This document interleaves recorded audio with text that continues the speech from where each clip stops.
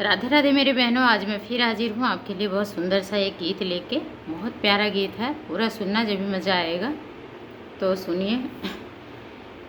मोरे पीछवा रवार छिछली गढ़ैया मोरी नदिया रे फूलवा फूलाल कछना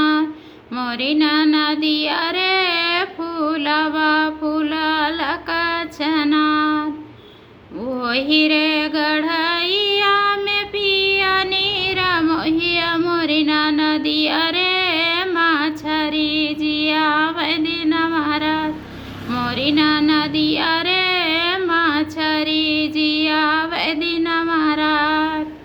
माछरी जे मारी मोरी घर के लवटन मोरी रानिया हो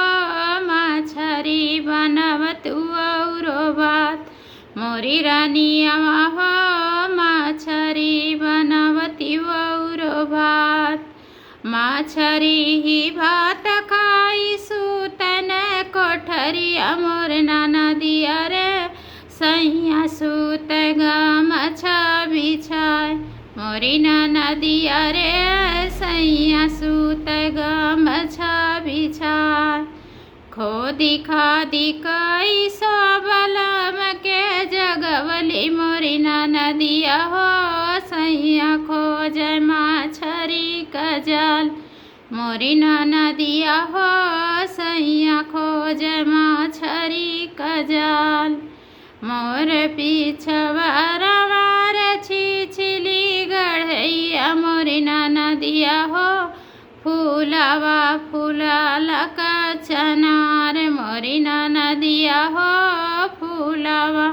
फूलाल कछनार फूलवा तोड़न गईनी बारी रे नदिया मोरी नदिया रे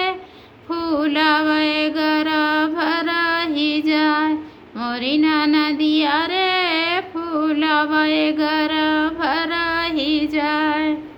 कैसा लगा मेरा ये?